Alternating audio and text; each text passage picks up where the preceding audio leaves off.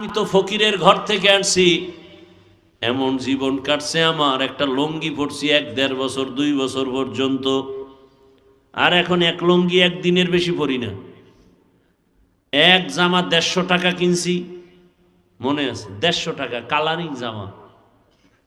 ওই জামাটা 2.5 বছর 3 বছর পরছি। লুঙ্গি ছিঁড়ে গেছে, 5 বার সেলাই করে করে পরছি। আর আল্লাহ এখন এই পরিমাণ বাদশাহী সম্মান দান করেছেন, আমার মা বাবার চোখের পানি আর আল্লাহওয়ালাদের নেক নজর। আলহামদুলিল্লাহ 300-400 সন্তান এখন মাদ্রাসায় খায় পড়ে। কত সম্মান!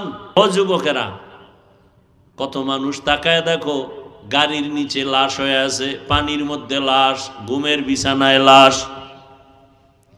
আজকে তুমি এখানে বয়ান শুনতেছো, কালকে হতে পারো তুমি কবরের যাত্রী। এটা কি অসম্ভব?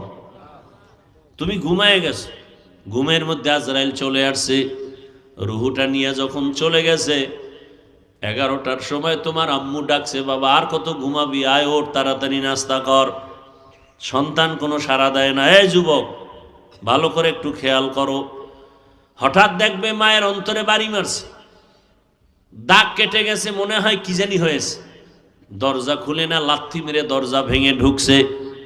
শরীরের মধ্যে হাতটা ডাগায় টাচ করে দেখে পুরা বডি শক্ত, পুরা ঠান্ডা। মা চিৎকার দিছে, নাই। যারা মরে ওকে শরীর কিন্তু সাথে সাথে বরফ হয়ে যায় এবং পুরা বডি শক্ত, টোটালটাই শক্ত, কাঠের চেয়েও শক্ত।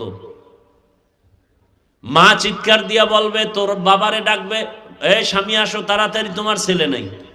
মা একটা চিৎকার মারবে, পুরা ঘরের মধ্যে কান্নার আওয়াজ। তোমার বাবা এসে টেলিফোন করবে, ইমাম সাহেব কোথাও যাবেন না, আমার ছেলেটা মারা গেছে, জানাজা দিয়া যাবেন।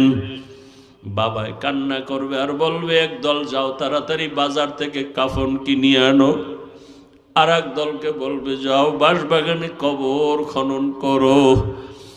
যুবক তো তাকায় দেখবা, মাওলায় যদি দেখায়, ও আল্লাহর বান্দা, তোমার আমার গায়ের গেঞ্জিটা পর্যন্ত দেখবা আপনজনেরা বেলেট দিয়া কাটতেছে।